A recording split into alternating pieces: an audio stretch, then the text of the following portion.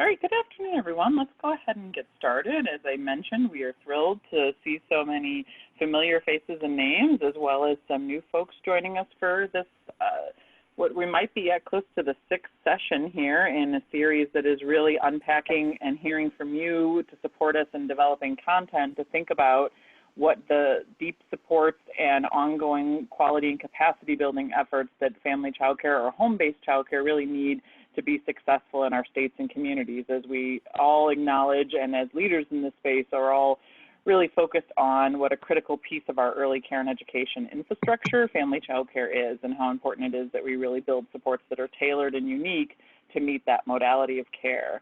My name is Gina Capito. I'm a consultant with the Build Initiative, and my partner in crime, Danielle Fuentes-Johnson, is with us as well.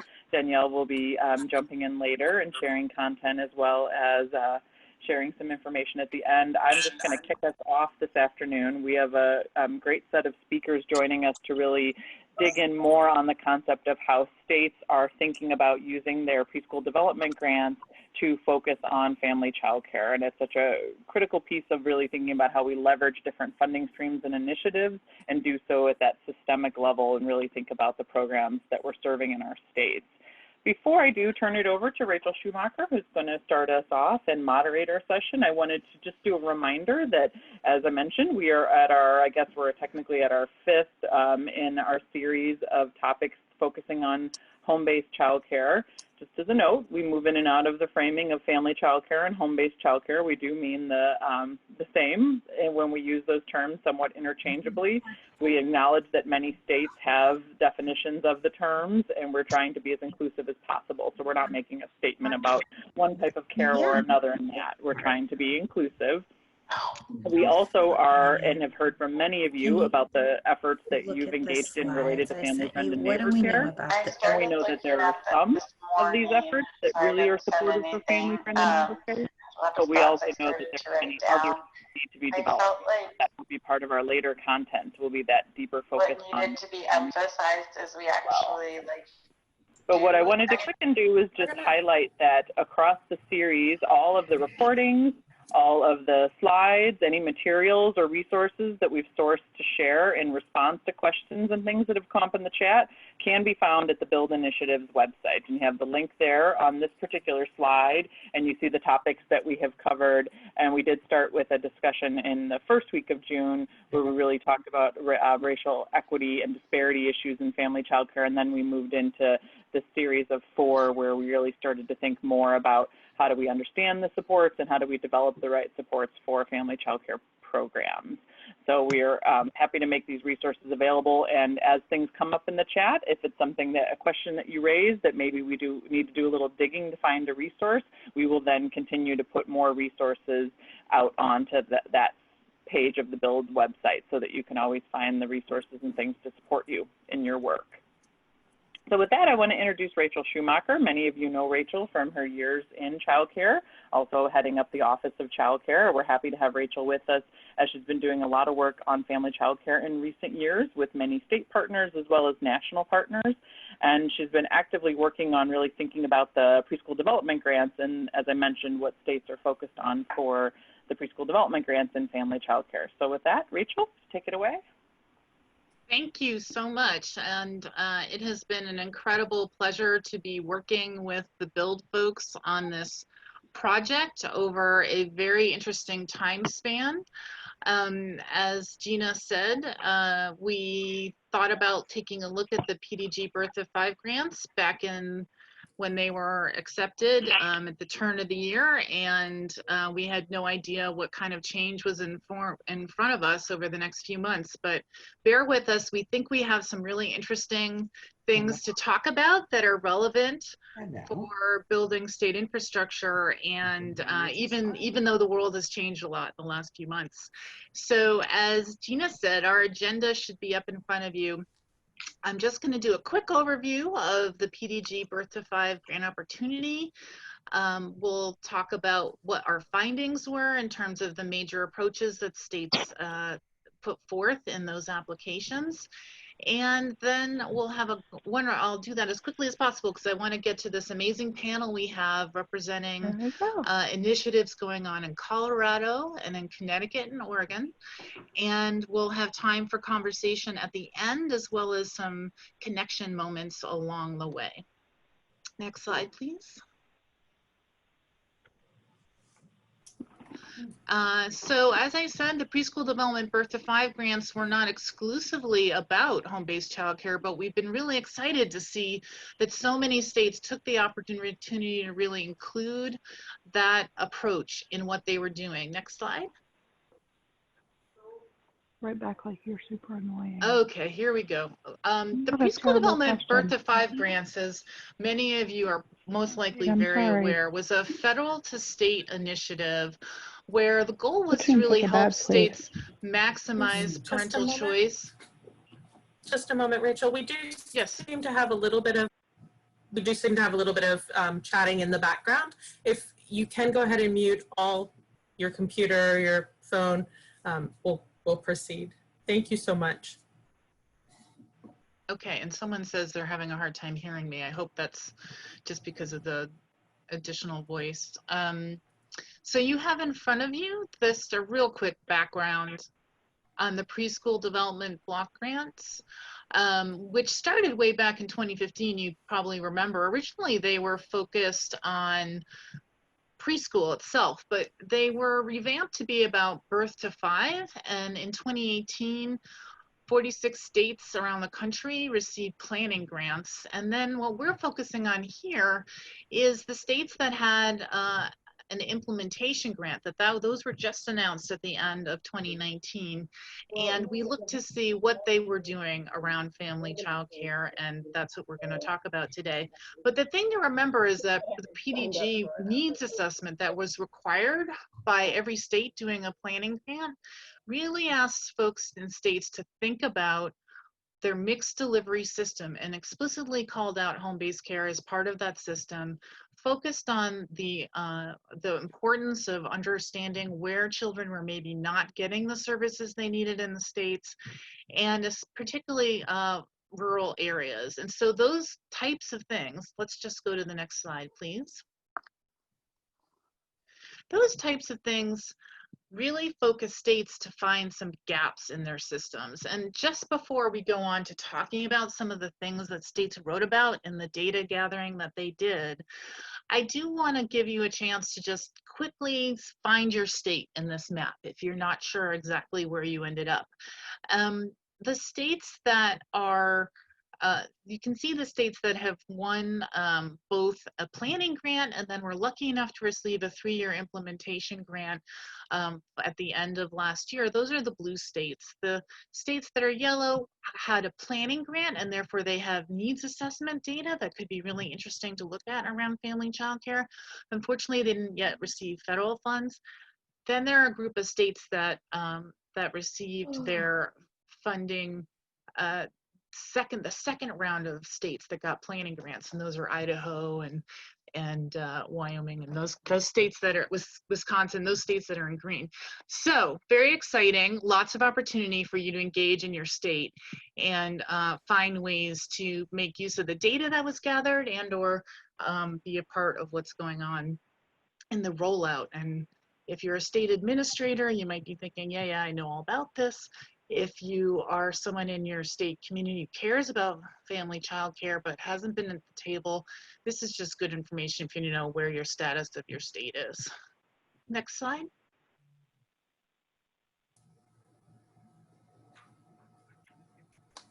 So as I said, one of the things that was really turned out to be very exciting about the needs assessment that was required in the Preschool Development Grant Birth to 5, which I'm now going to start trying to shorten to PDG B-5. So I'll try to make that less wordy since we have so many other interesting things to think about.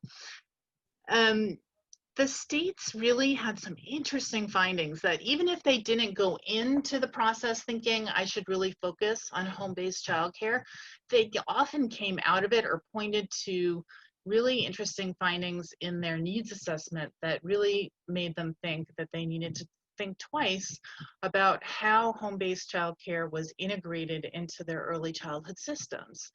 And here's some examples of things that states wrote about. For example, in California, just 9% of the home-based providers who were in the quality assistance program were also in the QRIS program, and they thought that doesn't make sense because we want our subsidized kids to be able to be in a program that we are able to improve quality. So that brings questions in folks' minds. What's going on? Is there something about the QRIS system? Is it something about how we're reaching out to people? Maybe it's how the things are measured. And so these are things that percolated in the state's minds. And I think the other thing that was interesting to point out here is providers in states that were maybe participating in a system that had unintentional consequences. We'll have Oregon talk soon about their amazing initiatives. There's really been an effort to include family childcare in the preschool program. What that does on another part of the incentives, how that plays out was something states were learning about. And then we also have Louisiana, a state that is not here with us today, but had a really interesting conversation with them about Louisiana is a state that actually hasn't licensed and hasn't included family childcare systematically in their system, and they are trying to really build new and inclusive systems as a result of this data. So moving on.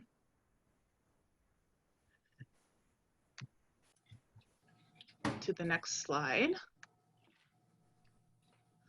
So we were talking to states, we started looking at their PDG B-5 plans, and then the pandemic happened. And we were in the process of sending out letters, emails to people saying, could we talk to you? We have some questions about your application. And so our research was only based on looking at first on what the application said. And we started to realize, okay, we have to talk to people. So we called people and they said, I can't talk to you, I have a pandemic going on. So several people on this call probably put off talking to me multiple times, partially because of that, which makes absolute sense. And we said, okay, let's take a break. But then when we did have a chance to talk to people, we couldn't help but say, how is COVID-19 changing the situation? What are you seeing? And so even though that wasn't the focus of the paper, we wanted to share some of that information before we got too far, and then we'll have a chance to revisit it at the end, because I know we'll have a chance to revisit in a few minutes, because we know that everybody on this call is probably taking in new situations, new data, new information, new scenarios, and coming up with new ideas based on what has happened in the last set of months, both in terms of the pandemic and the risk of contracting the disease, as well as the economic impact. So when we talked to folks who were the PDG administrators in states, there are a couple really interesting findings. And they shouldn't be a surprise to many of you, especially if you've been participating in this series. Folks were talking about the importance of really having more supports designed specifically for home providers, that home providers often didn't see themselves in the guidance coming out from states about how to handle the pandemic. And they were worrying what they should do, because in fact, we learned during the pandemic that home providers were more likely to stay open, even though they weren't at full capacity, than centers, and they felt like they needed some immediate help. They were working hour after hour, and they couldn't access the PPE that they needed in order to stay healthy and safe and keep their children healthy and safe in the program. So there were a lot of conversations with the folks that we talked to about the need for the guidance and the supports to be designed specifically for the situations of home providers, for information to be translated into providers' primary languages. There was a lot of talk about the lack of infrastructure and the need for business support. When these states tried to help their providers access the federal Paycheck Protection Plan, they found out that oftentimes they didn't have the accounting records, or a separate account with a bank that has a business relationship. They really wanted to address those things in the future and help providers if they were facing barriers in that space. And overarchingly, the first thing that I heard was we need better infrastructure. We need ways for providers who are typically home-based providers, who are typically working on their own in their homes, and often very much like it that way. But in a time of crisis, there needed to be new ways to support those providers at the level that they wanted to be supported. And a lot of the state folks I talked to were talking about networks and the importance of having community-based staff family child care networks. So before I talk too much more, I wanted to give you guys a chance to weigh in on what you think is going on out there. We have had a chance to share, so if you have questions about anything I said, feel free to weigh in. But we wanted to have a moment to stop, reflect, and connect, because this is a lot of information I just shared. And you've all been going through a very difficult time too, as all of us in this country have been really struggling with issues of feeling separated and at home and not being able to even go out for your usual 4th of July activities. But when you look at your states and communities, what are you seeing in terms of how home-based providers are being impacted? And as Gina said in the beginning, we mean both. When we say home-based childcare, we mean to include the full gamut of providers, from kith and kin providers, family, friend, and neighbor, to those who are licensed and part of the subsidy system even. So really, we're open to hearing from you. Would anyone like to share any information? You can either do it through the chat box, or if you'd like to be unmuted, then maybe Danielle, you can tell people how they can do that. Sure. You can unmute. You can go to the bottom left of your screen and you'll see the little receiver with an X through it. You can go and click on that if you wanted to talk. And I'll go ahead and stop sharing the screen for a minute. Please feel free to make use of the chat box as well.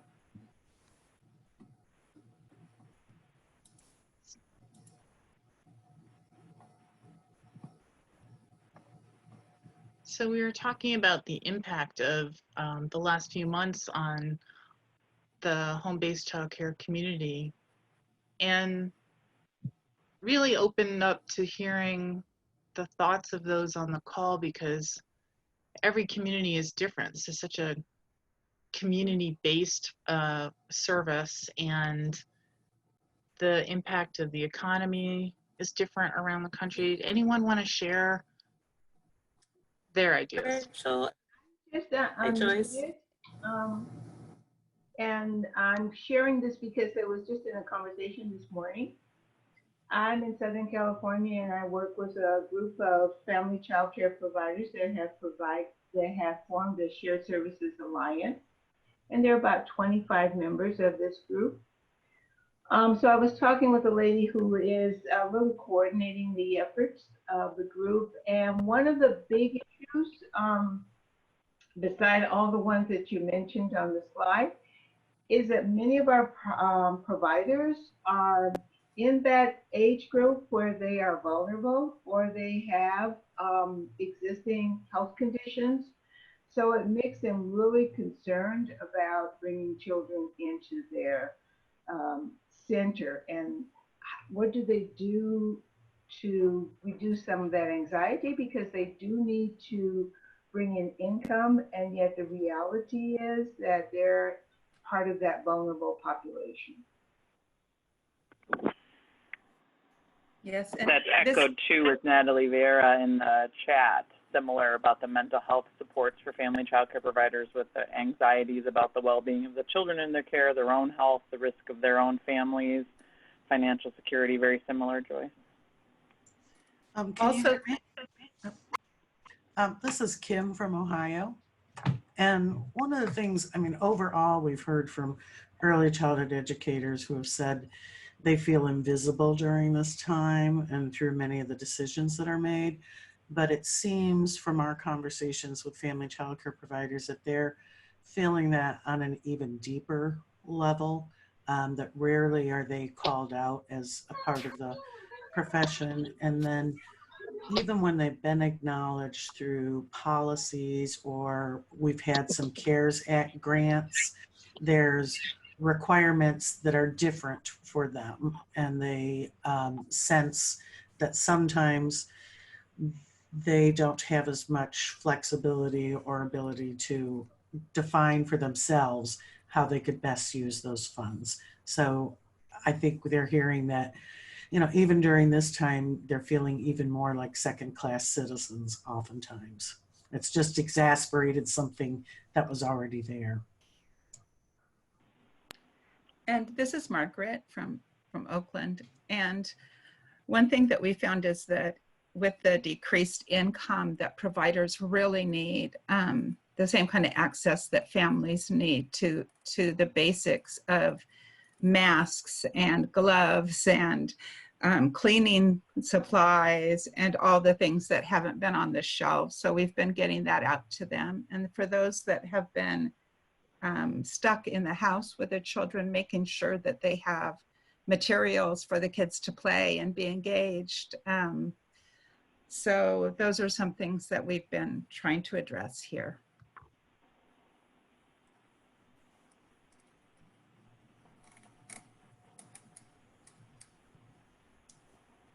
Rachel, Thank there you. are a couple of comments in the chat box regarding their concerns about reopening and struggling with enrollment. Once they reopen, will they be able to stay open? Absolutely. I think so. I can just reiterate again and how often I've heard that concern. What was raised first about feeling invisible.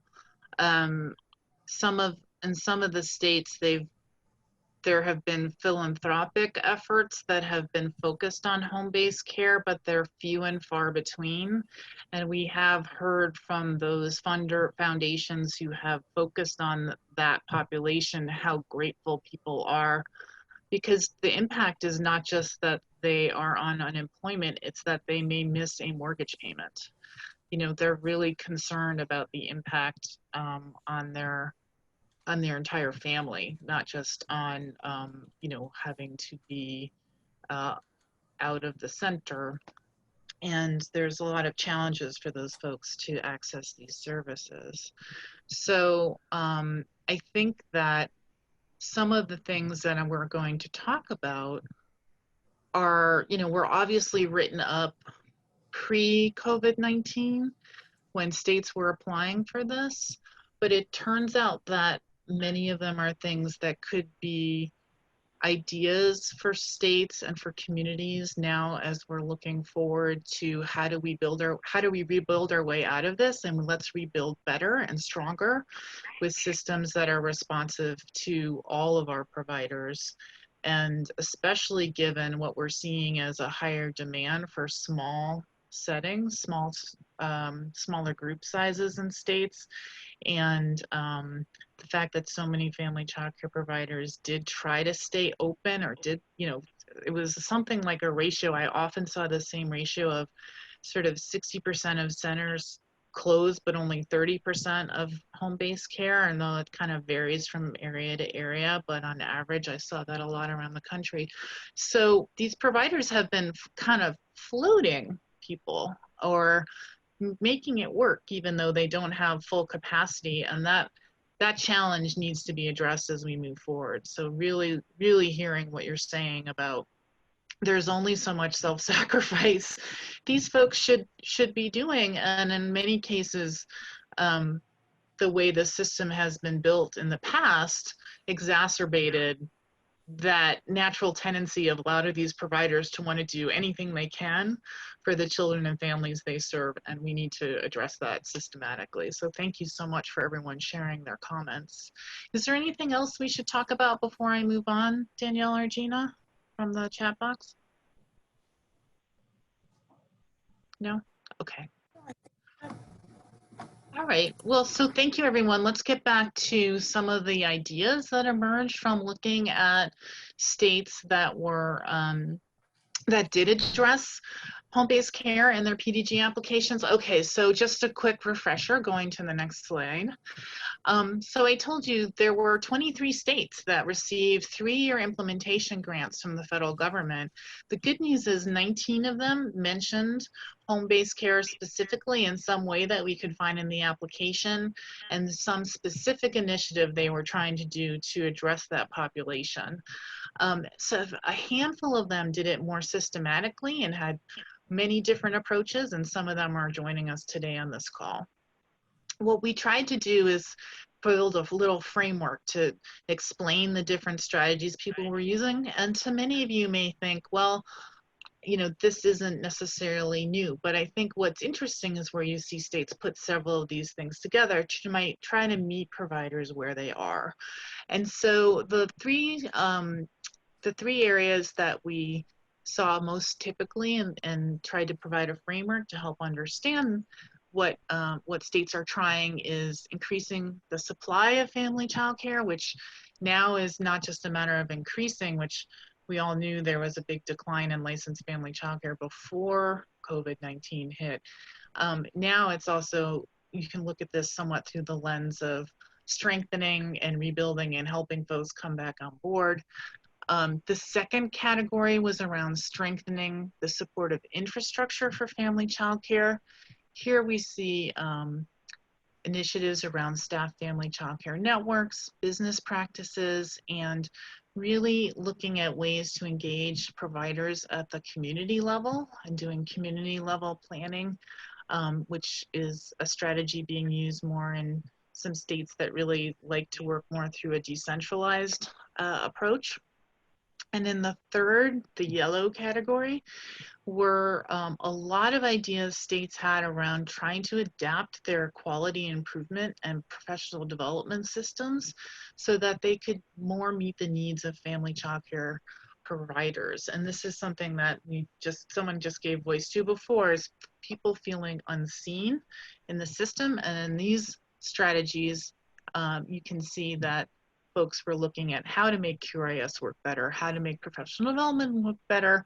Can they do things around delivering supports to folks in their homes or content in their homes? And the last one is very important to providers, looking at how the rate structure works for family home providers and how it could be changed to provide more incentive to participate in state subsidy programs for childcare assistance. So let's move on to the next section of our discussion, where we are going to have the opportunity to hear from some state leaders. And I'm very excited today that we have Lindsay Dornman from Colorado, we have Harriet Feldhofer and Deb Fleece from Connecticut, and Miriam Calderon from Oregon, all people who were willing to talk to me on the phone about their programs despite everything else they were doing to try to support their providers in their states during this last few months, and who are here today to share some of their expertise and just engage in conversation. What worked for them, what worked for you, what didn't work for them.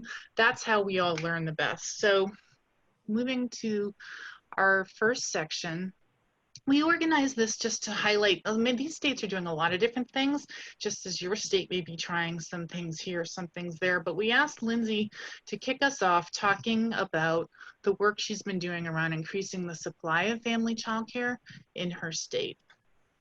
Lindsay, would you like to get started? Sure.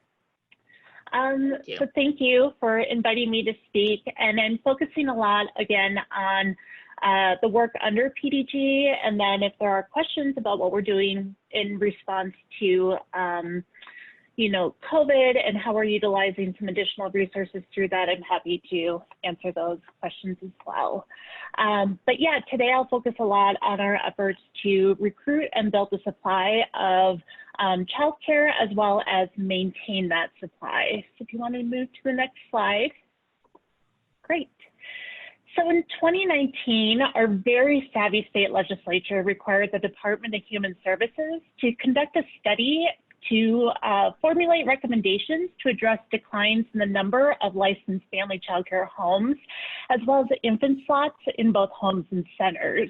I say they're savvy because this aligned very well with the PDG birth through 5 needs assessment work that addressed the overall supply and demand of early care and education programs across our mixed delivery system. So collectively, we were able to use resources for both of these efforts, and we found 5 areas in which they were elevated in which to focus on in terms of building that family child care home supply and helping to maintain it, as well as addressing that infant supply. So the first one is really thinking about increased financial, business, and professional support for prospective and existing providers. Second is looking at increased access to training and professional development. Another opportunity was identifying new resources to support providers navigating the child care licensing process. This process proved to be especially challenging for family child care home providers. Another challenge that was very specific to family child care homes is the coordination across state and local regulatory agencies to remove administrative burdens. This includes regulations set by homeowners associations that prohibited or limited the operation of family child care homes and communities. And the final opportunity was to conduct a review of how state policies are impacting the operations of family child care homes. And so a lot of really good information came out of this work, and it informed our strategies moving forward with that PDG implementation grant. If you want to move to the next slide, I can talk about some of those opportunities. So we focus on several areas to address the challenges that I just spoke to before. And again, we're leveraging funds from the Preschool Development Grant to implement the following. And again, we're going to likely compound some of this with the CARES Act funding given to the state, especially as we focus on business support. So one area that we're focusing on within the PDG is really strengthening the business practices of child care providers, recognizing them as businesses and helping them to operate as such. And so some strategies within that include partnering with the National Center for Early Childhood Quality Assurance to offer their series on strengthening business practices for child care programs. They offer 2 tracks, one that's center focused and one that's home focused. We're a little delayed in this work. However, we're now exploring opportunities with the National Center to be able to offer this training virtually throughout the state. It is a train-the-trainer model, which allows us to also sustain this beyond the work of the PDG. One of the things that we've expedited and actually expanded recently within our PDG renewal was individualized free consultation through Small Business Development Center Network. So the network is a collaboration between the Federal Small Business Administration as well as the state government's Office of Economic Development and International Trade. This network partners with local chambers of commerce, advocacy groups, and other business supports and communities to be able to offer both training and individualized consultation. So we're actually funding this network to provide consultants as well as consultation to these consultants. So our early childhood councils will be partnering with their Small Business Development Center to inform them about licensing rule and regulations that may impact their ability to operate as a business or inform their business models. This way, these Small Business Development Center consultants can offer more information and really work one-on-one with providers to be able to educate them, help them redevelop their model in response to COVID or other challenges, and just develop some more knowledge and savvy around operating a small business. And then finally, underneath this, we're looking at developing business and financing toolkits.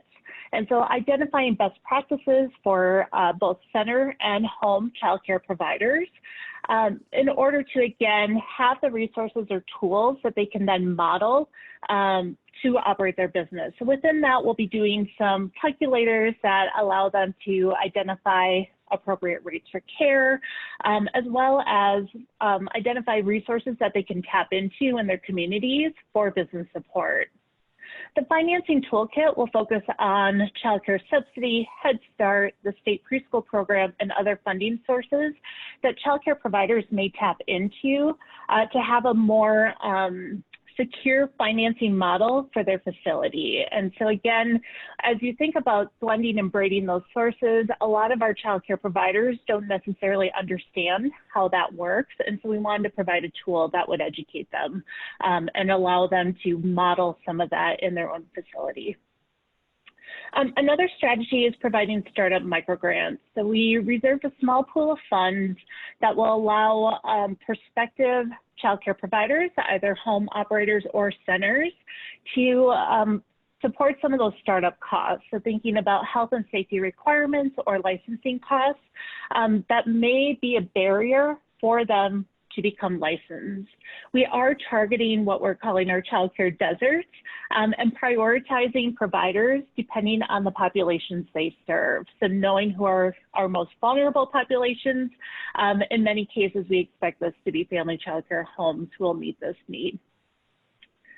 Next is building partnerships with our state and local agencies and advocacy groups. So again, this is thinking about other agencies or groups that can provide information or resources to childcare providers. So our Department of Regulatory Affairs, DORA, actually has a grant program that childcare providers are not necessarily aware of that would allow them to tap into some funding for infrastructure. And so thinking about some of those capital costs that money is not always as readily available for. And then finally, really thinking about that professional development piece and making sure that we're offering it in a way that especially family childcare providers can tap into. So Colorado has a pretty robust free on-demand online training system called the Colorado Shines Professional Development Information System. And so we're continuing to build out this system. We're offering trainings in multiple languages to really be responsive to the needs of providers. One of the focus points for the next year within PDG is thinking about children's social emotional development and access to mental health supports. And so how do we build training that's responsive to that, that again, providers can access at on their timeline and for free. So before I move on to my next slide, I just want to stop and see if there's any questions regarding our family childcare home supply. Can you mention more about the home visitation for oh, yes. Yes, definitely. So I apologize for missing that one. So in 2019, under the initial grant, we began a pilot program that would offer the HIPPY and Parents as Teacher models in childcare settings, home-based childcare settings. And so we utilized sites that were already serving families, and we prioritized rural communities. But if they're already serving a family, then connecting that home visitor and those services to the provider as well. The intent of doing this was really to do two things. One was to make sure that childcare providers had access to the same information that the families were receiving and had additional supports to really build competency around child development. So thinking about some of those topics covered within those models, you know, helping support challenging behaviors, again, best practices around child development, child health and safety, making sure that those providers had access to that information. Within that first year, we served about 43 home-based providers, both licensed as well as license exempt providers.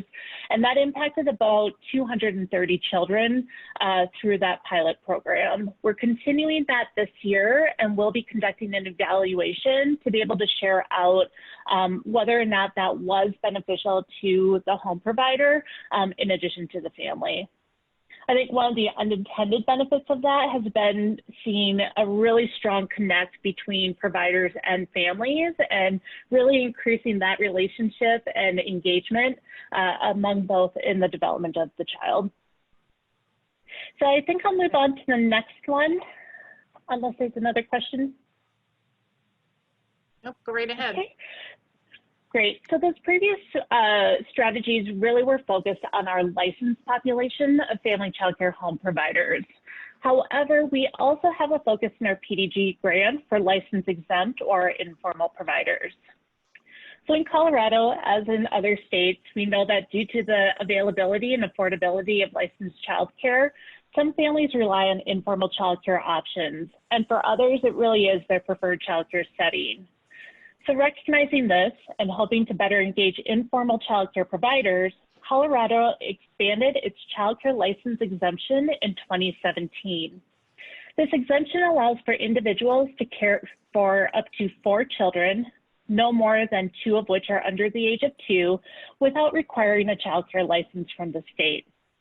This exemption was recently renewed by our state legislature and now includes additional requirements to ensure parents are informed about the differences between licensed and license exempt care settings. Our informal providers within the state do range in levels of knowledge and sophistication. And so we have neighbors who fill in for a few hours a week to individuals who have their child development associate but cannot open a licensed facility because they choose either to operate under the exemption or because of regulatory barriers that prevent them from becoming licensed, such as immigration status. So through the state's PDG, we recognize this and we want to make sure that we're supporting all of these environments. And so we have some strategies that really are targeting that informal care population. So again, talking about the startup microgrant, we really do want to engage childcare providers who are currently operating under an exemption or informally to partner with the state to become licensed. And so we're really hopeful that those individuals will consider the startup microgrants as a resource to become licensed. Additionally, the home visiting pilot does impact our informal or license exempt family child care home. So as I mentioned before, we described that program that is expanded to this population. The on-demand online training, the PDIS, is a tool that we're hoping that more informal caregivers will begin to utilize. So as I mentioned before, we are trying to translate more of those courses, knowing that that's one barrier to our informal providers accessing that, but we're also trying to work with community partners to increase awareness of this resource. So we're not limiting who can access this. We really want it to be a resource for everybody who's caring for young children. Colorado has a model of an early literacy program called Growing Readers Together. So within PDG, we're actually augmenting this program by providing additional staffing.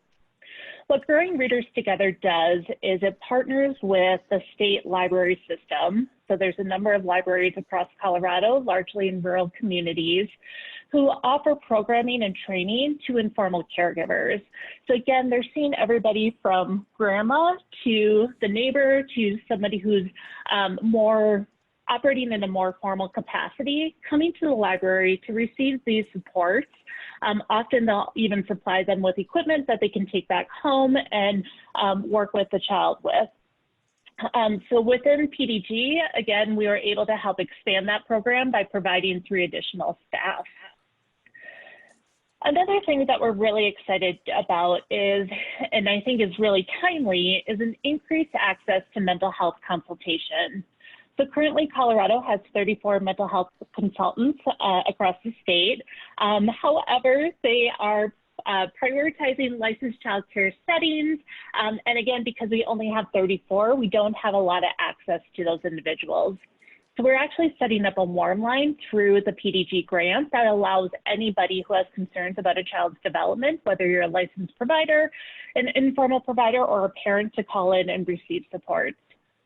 And then finally, we're just developing some resources, including a school readiness handbook and a resource hub website that's designed for both families and informal caregivers to support the overall development and school readiness of young children. Thank you, Linda. You have a lot of different things going on. In the interest of time, please put your questions in the chat box and we'll have a chance to, our wonderful facilitators will help push those back into conversation as we go.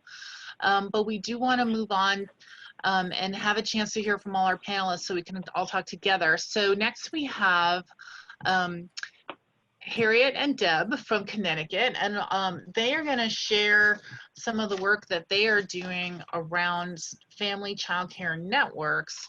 If you go to the next slide, I can just to go over that some of the strategies that we saw in the paper around the country for the 19 states included networks. That was very, very popular as an option. The business supports and practices piece, and then engaging at the community level. States like Virginia, Kansas, they are finding ways to put money out to their communities to do planning together and making sure that home-based care is part of that process. But we're going to today talk about family child care networks because they are such an amazing way to sort of organize the array of different services that you might want to be able to be available to home-based providers. So I'm going to turn it over to Harriet. Are you first, or Deb? Whoever's first can get going and start explaining your model, what you're doing in Connecticut to really go statewide with family child care networks. Great, it's Harriet and I'll kick it off. So in Connecticut, we actually began this work when we were preparing our 2016-2019 CCDF plan. We identified a large gap in our state, and it was all about the babies. We were not providing enough access and quality of infant toddler care. So we actually used our quality funds as part of our CCDF state plan in 2016 to begin this work in Connecticut.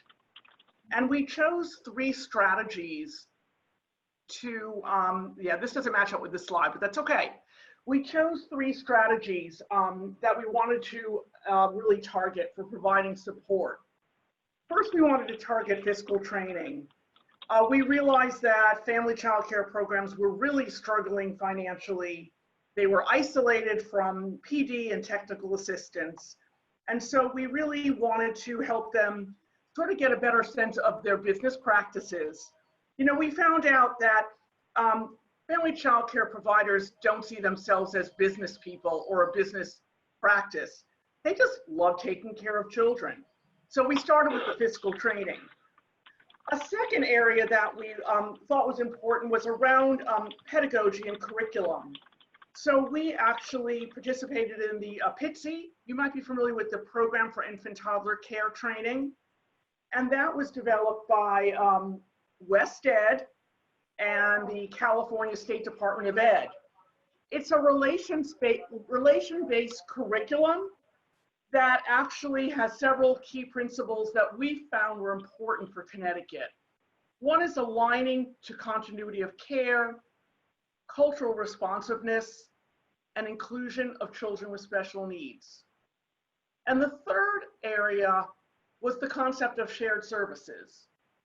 We partnered with Connecticut's Early Childhood Funders Collaborative to explore the development of family child care networks in Connecticut. And Deb will talk a little bit more about that in a minute.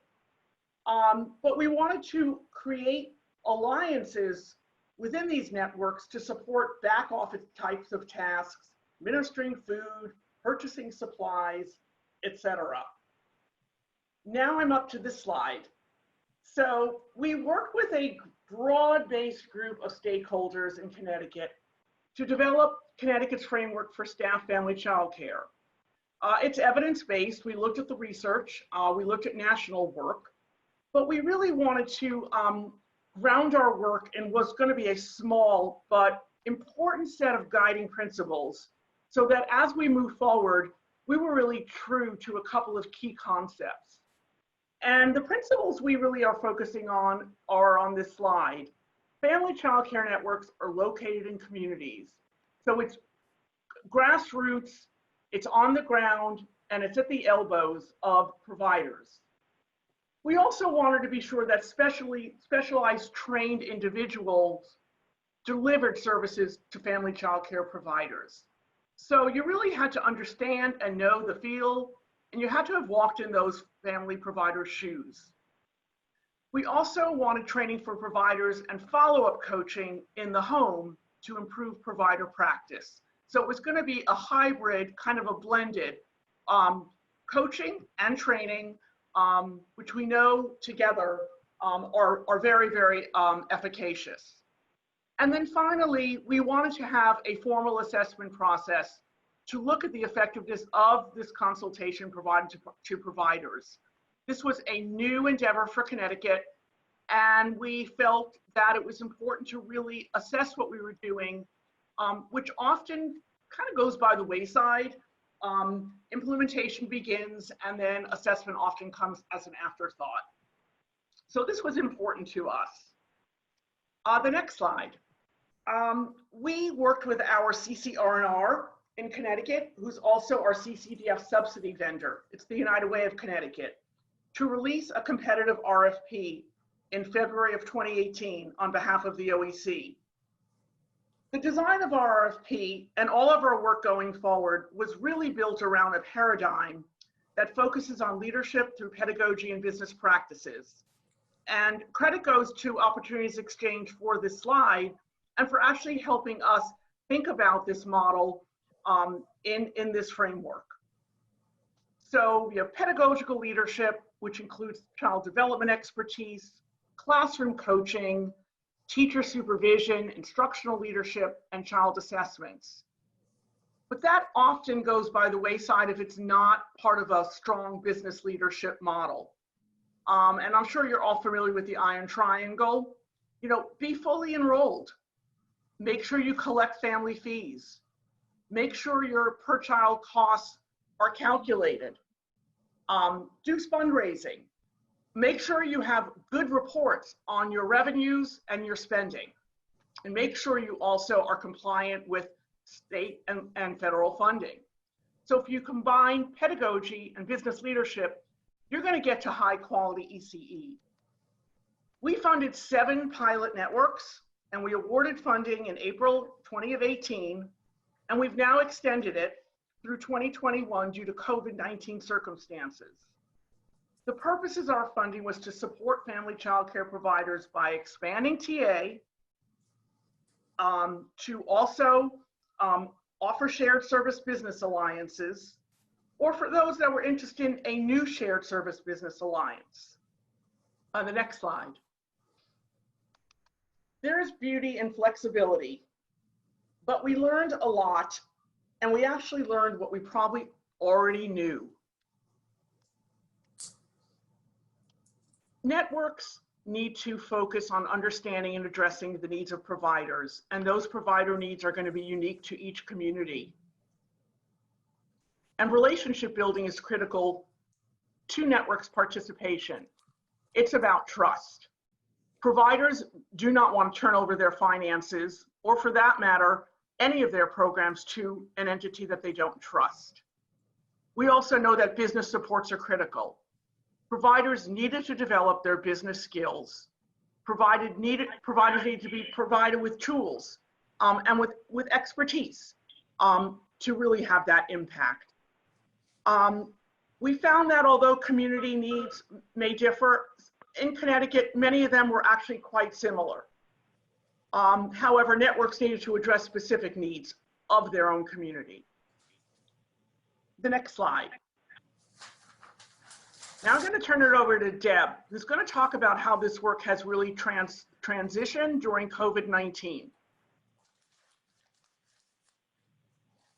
Hello, good afternoon, everyone. So as Rachel said earlier, and then the pandemic happened, and it was incumbent upon us to pivot.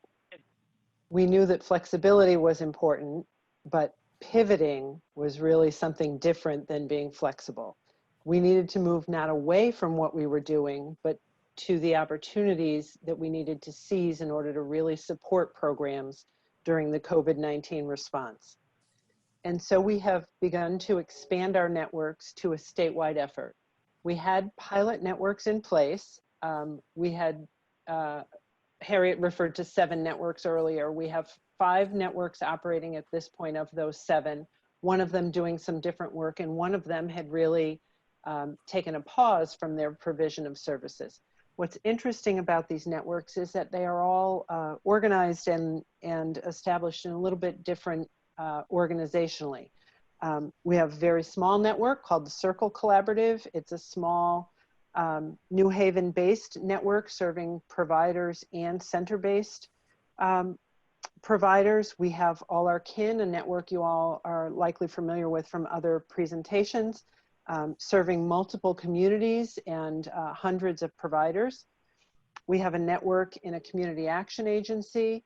We have a network in Danbury that is providing a lot of support to individuals who are seeking licensure as a family provider for the first time.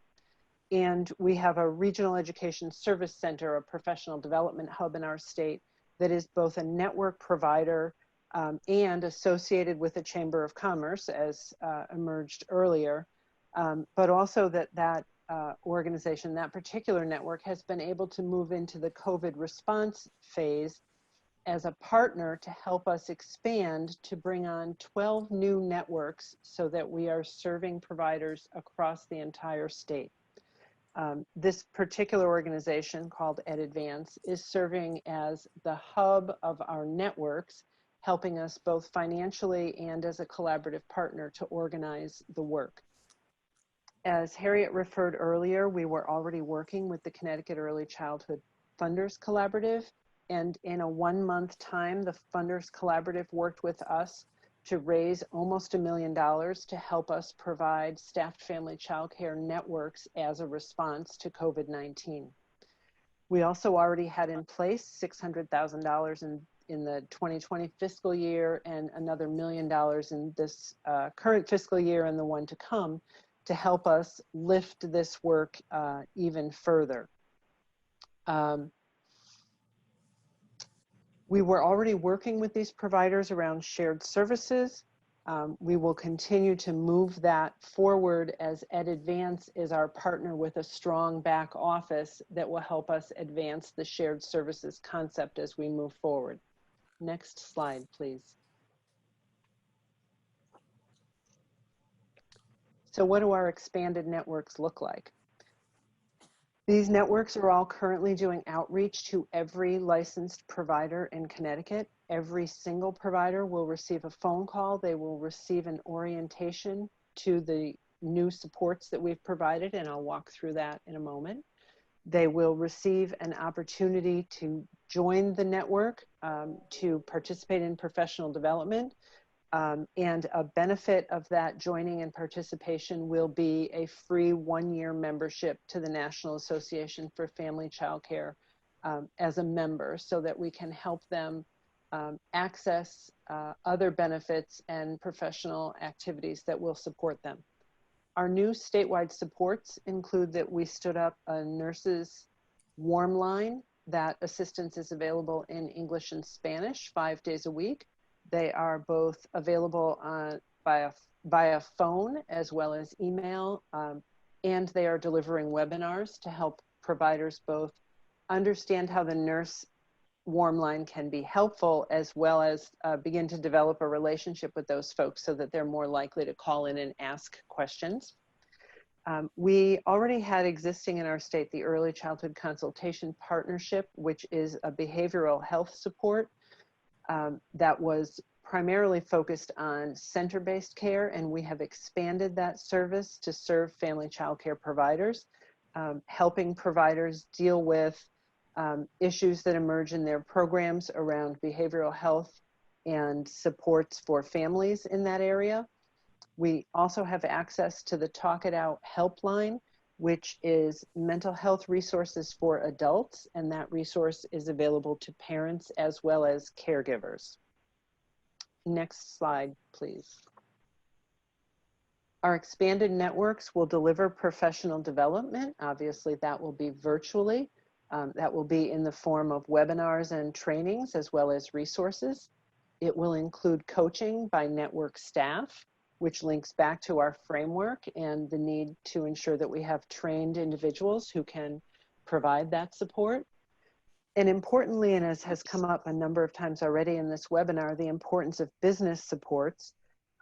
both through our shared services efforts as well as through a contract that we have established with the Women's Business Development Council.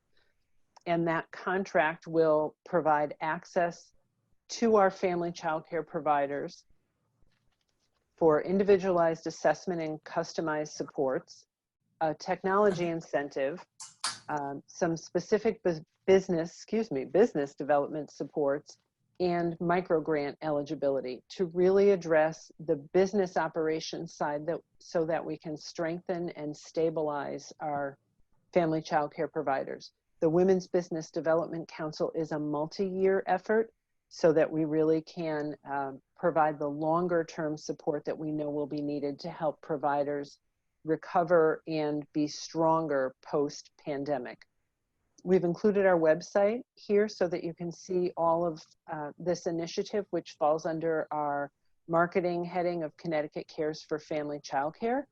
And I'll conclude where we started in the beginning, is that we will RFP again for the continuation of these services during FY22, so that these networks can continue to exist and continue to be spread across our entire state. We will think a lot about sustaining our statewide services and advancing the shared services model as we work on quality improvement. All of this work will link as we go forward in time with our other quality improvement supports, which will move programs toward NAFCC accreditation.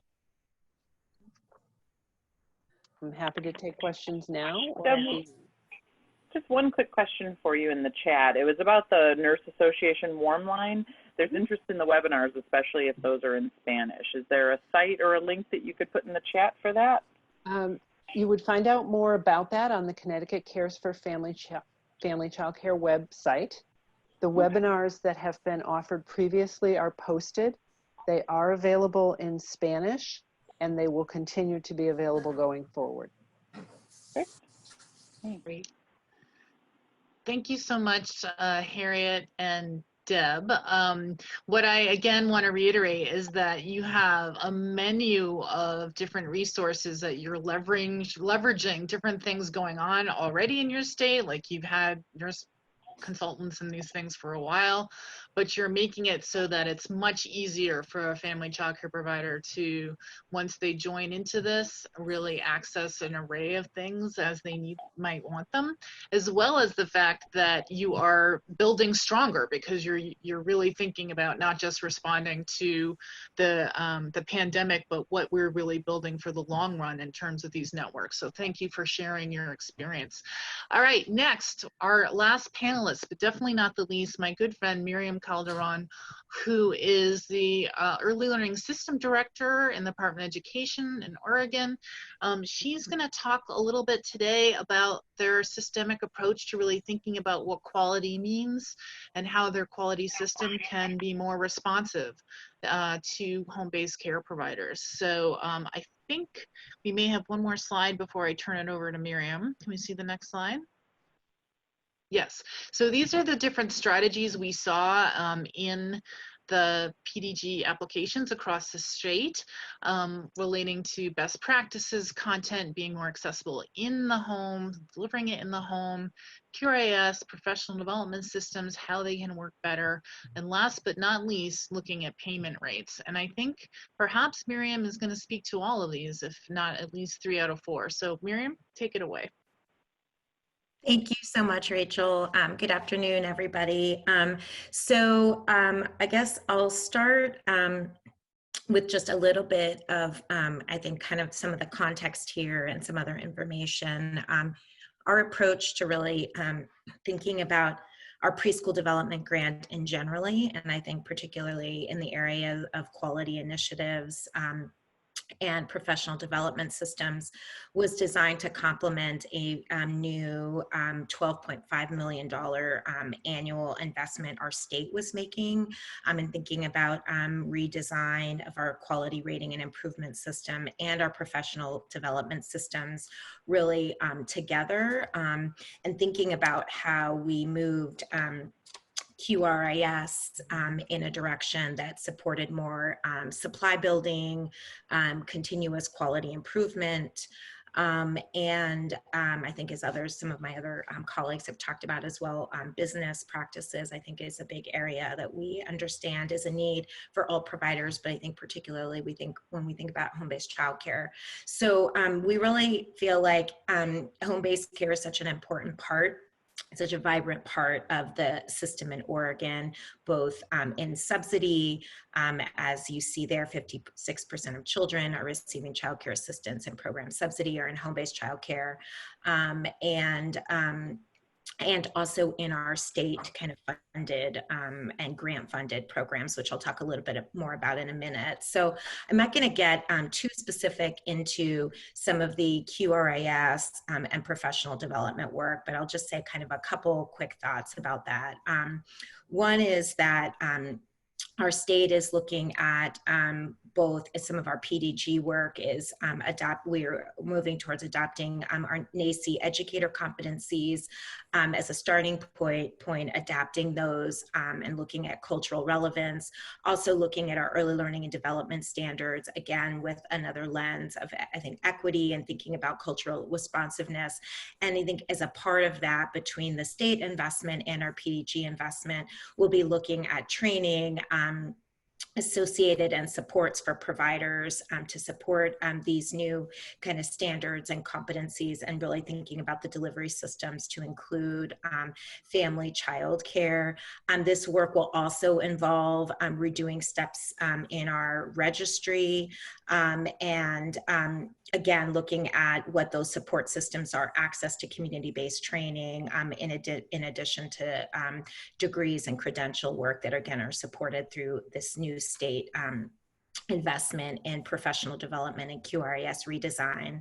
I just wanted to say how I think important and relevant a lot of this work will be, specifically for our family child care and home-based providers. When we look at our data around our workforce in the field, as we think about our registry, what our data shows is that we have a much more racially and linguistically diverse workforce certainly than the K-12 workforce. But when you look at that in accordance to steps on the registry, you see that at sort of some of the lower steps, we are more diverse. As you increase in steps, which right now really the only pathway to do that, given some of the limits of access to community-based training, is through pursuing a degree. So, by the time you get to steps that correlate with an associate's degree or a bachelor's degree in our field, our workforce looks a lot like the K-12 workforce, 80% white and 80, monolingual English speaking. So I think that these moving both our QRIS and our professional development systems and some of the opportunities that we have through this grant, including really thinking about some of those equity issues and kind of training and delivery systems and how those work to reach our home-based childcare providers, is some of the really important and exciting work, I think, including FFN and our family, friend, and neighbor providers. So in Oregon, providers that care for you can care for up to 3 children or fewer, and you are license exempt. And so again, that they are also a large part of our delivery system for our families that participate in subsidy. So that's important. I wanted to touch on, I guess, some of the other context setting here through PDG that we look to build on was an initiative that we call Focused Childcare Networks. So that's FCCH networks. So I think, as you've heard about already, these are staff networks. The focus for us in Oregon has been really the targeting of providers who are diverse and or serving children who are linguistically and culturally diverse. So we have networks that are entirely in Spanish or Russian or other languages. So those providers are prioritized. I'd say with the kind of state of our system right now, where our sort of professional development and QRIS currently stand, those focused childcare networks have been targeted. There's a collaboration between our CCRNRs, and Oregon has 16 early learning hubs that work in close partnership with CCRNRs. And have been able to support access for providers to other, and the children and families that they serve, to sort of other supports and services available in the community. A lot of this work has also been focused on around, you know, a community of practice, really focused on supporting providers to prepare a portfolio for rating in our quality rating and improvement system.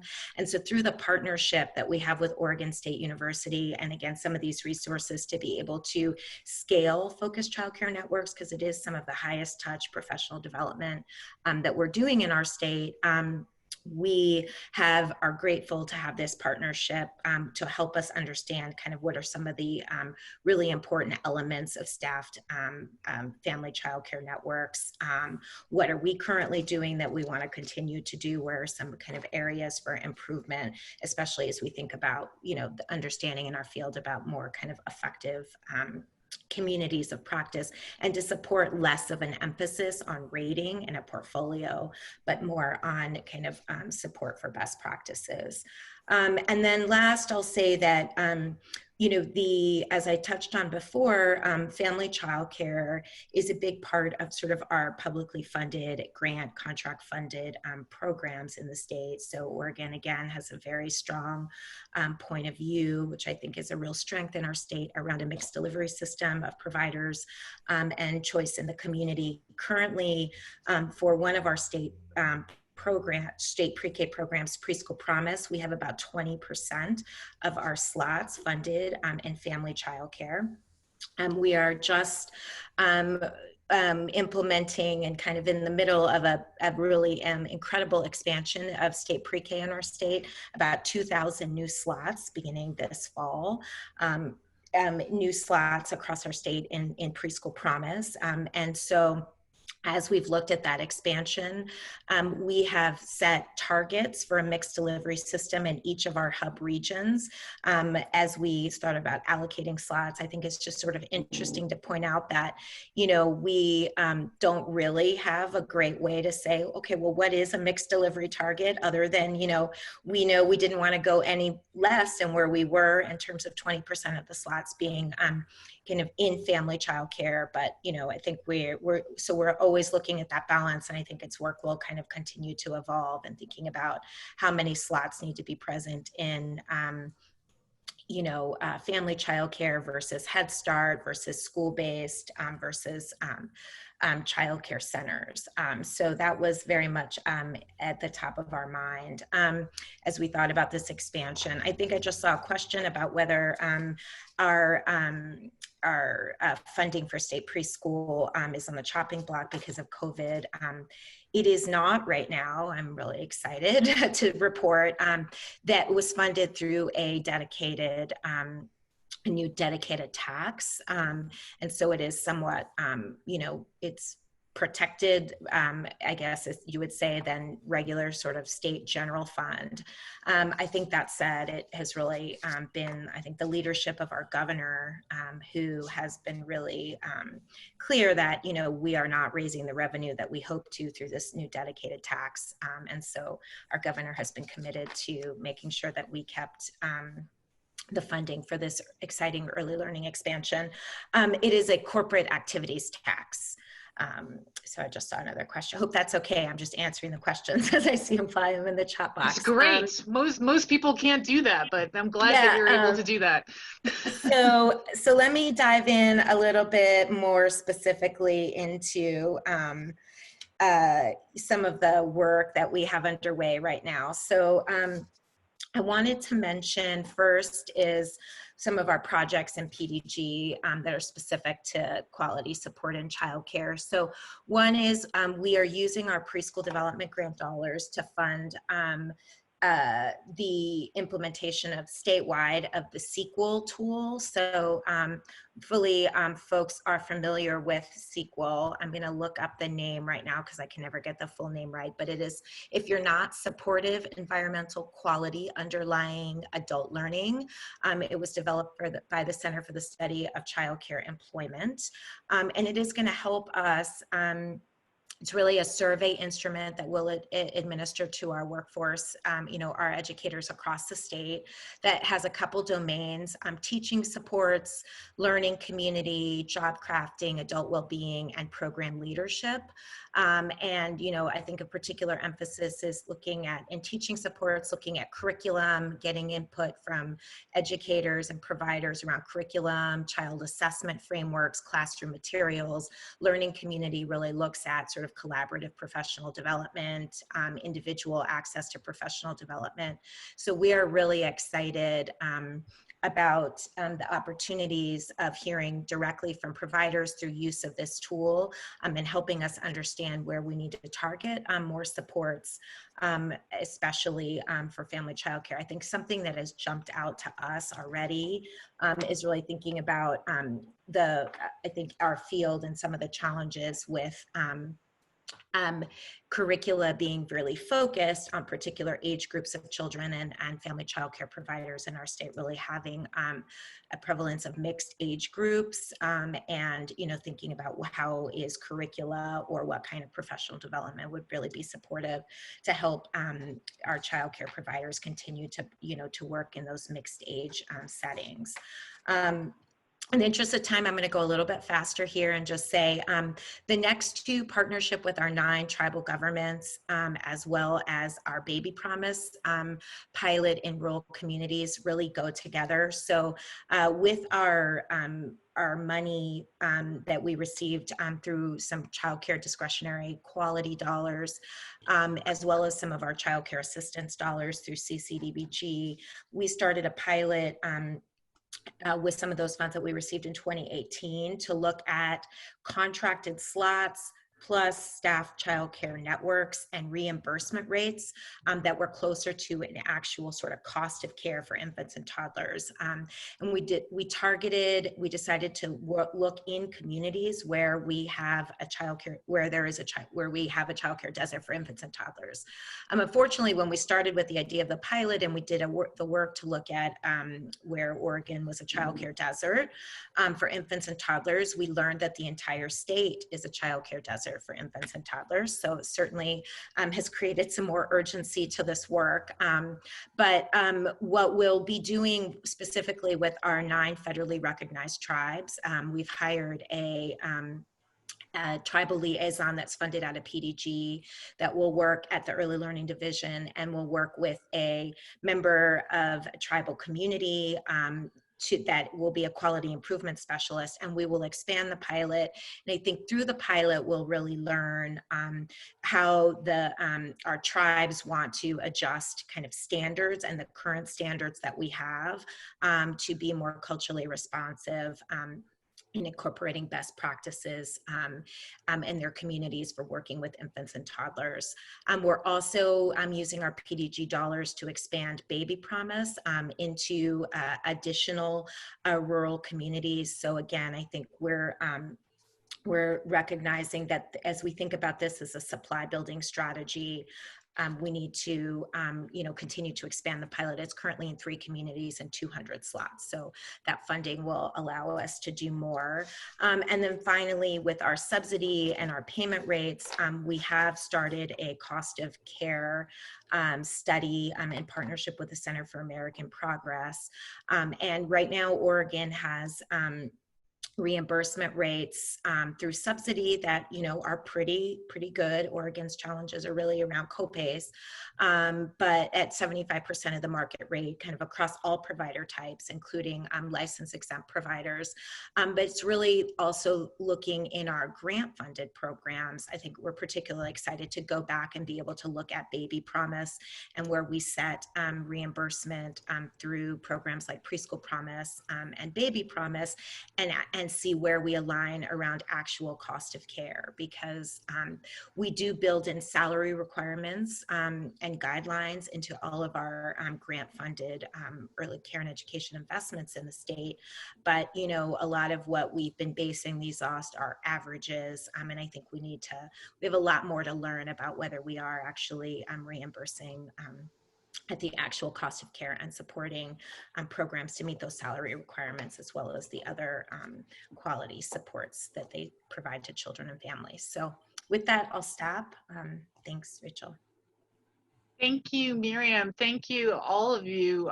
If we were in a room together, I know people would be clapping for the incredible amount of expertise and so many ideas. It's hard to even know where to start. We did want to get to a couple of questions that people had asked along the way and make sure they get a chance to get those answered. One of them was going back to Lindsay. We had a couple people who wanted to know a little bit more about your micro grant program and how you are doing that with business partners in your state. Yeah, so we are partnering with our early childhood councils to roll out those grants. And so they, in partnership with our regulatory licensing team, will help us identify individuals and communities that would make good candidates. Either they're interested in licensing or have submitted their pre-application. And then we'll help, they'll be partners in helping us recruit those individuals. Great. So we know that other people probably had some questions too. Feel free to put them in the chat box or raise your hand. Danielle can have you talk.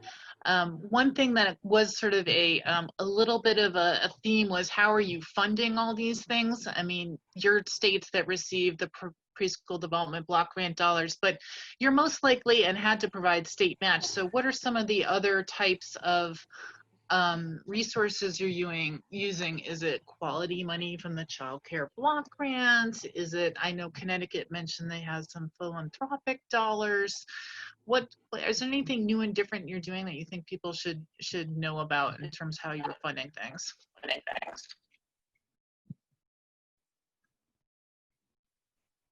It's okay if you say. For Colorado, you know, the state budget challenges kind of blew up our match. We were using a number of state funds, particularly around home visiting and mental health consultation, to provide for match. And so now we are tapping in more deeply to our philanthropic community to help make up that difference.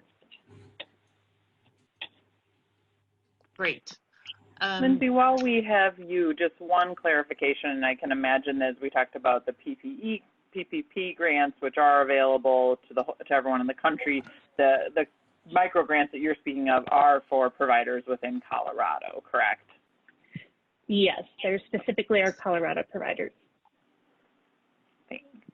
Great, that's a good clarification to make. On the other hand, we did have sharing in the chat earlier from the homegrown folks about some other resources available to help people apply for some of the federal dollars that are still not all spent for PPP. So there are some things that are available in any state you're in.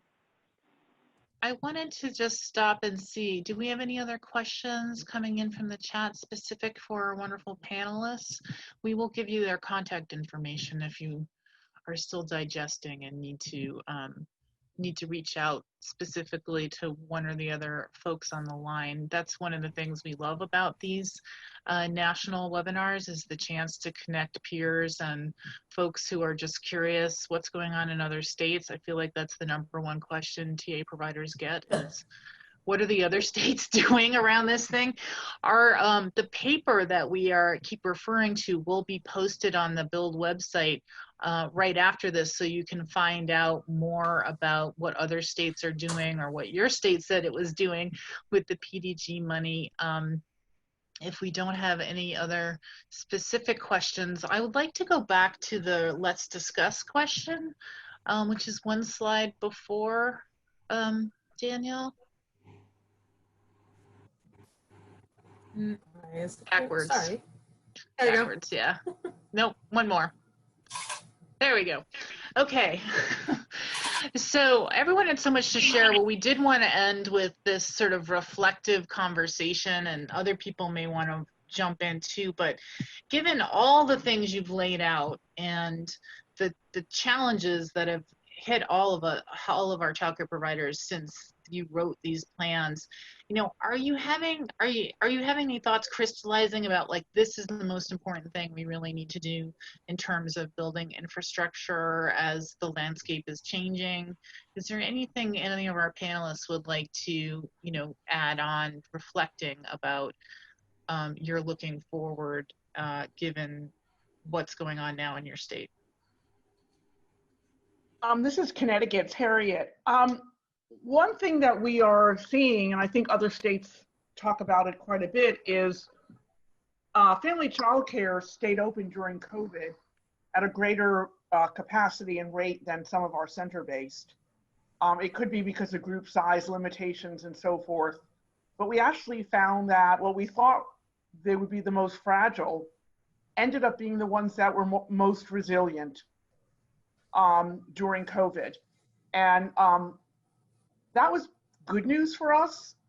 And I think it also has helped us better understand that that need is really a family choice as well. And we should really be looking at our supply and demand for family childcare even greater, greater now with post-COVID and reopening. I think we've learned a lot about settings that families prefer and providers that are able to meet those families where they are. This is Miriam. I would agree with that.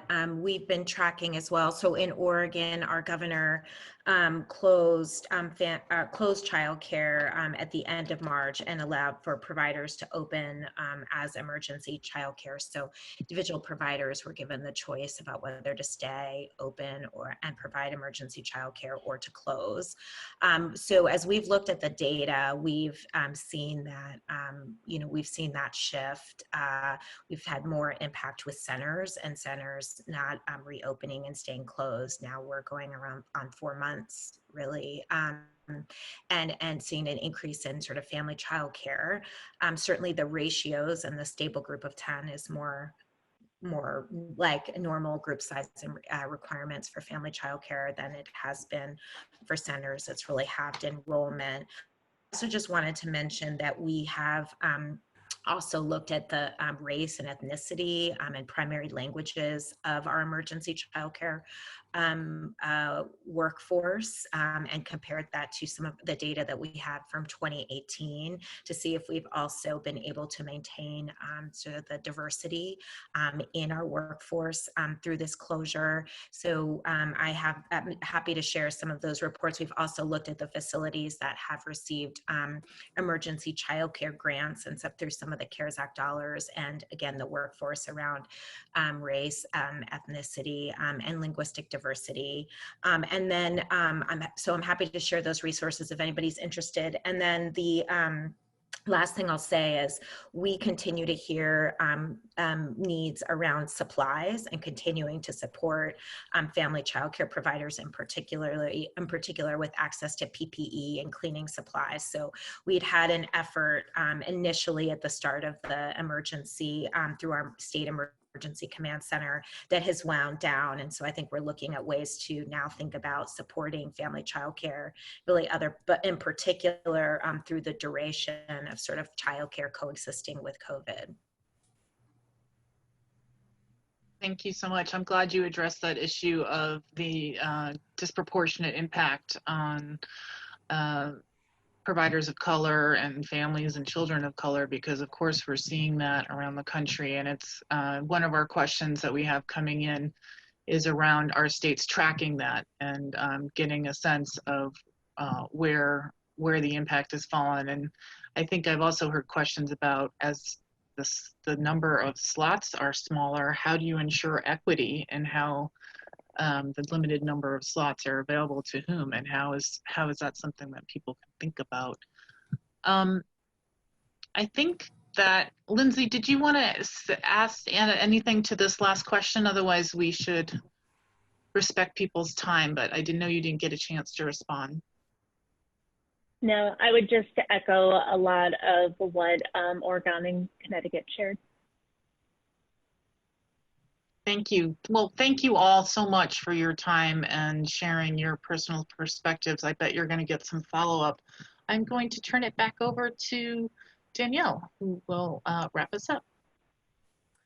Thank you, everyone, once again for joining us. We really appreciate it. We appreciate all of your support, as Gina said at the beginning of the series, of today's session, for the whole series. We've listed in the PowerPoint, and the recording will both be available on the Build website. Gina put that link in the chat box, as well as the contact information for all of our speakers today. We will be pausing on this series of home-based childcare webinars for about a month, because we will be launching tomorrow QRIS 2020, which will be an online virtual webinar and meeting series. So we're excited to have that happen and participate if you can. We will come back. We have heard from a few of you with some suggestions for additional topics that you'd like to hear more on regarding home-based childcare. If there's something that's on your mind, please reach out to us at any of the emails for Gina, myself, or info@Build, and we'd love to continue the conversation with you over the next month. In the meantime, have a lovely month of July, and we'll see you in August.